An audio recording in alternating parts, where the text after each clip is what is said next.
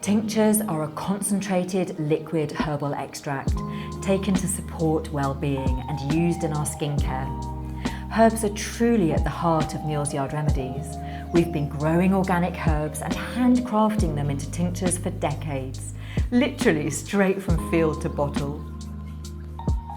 Tinctures use organic alcohol and water to extract the unique benefits of each herb. Fresh or dried herb is macerated in the alcohol-water mix for anything from a few days, like rose and chamomile, to a few weeks for roots.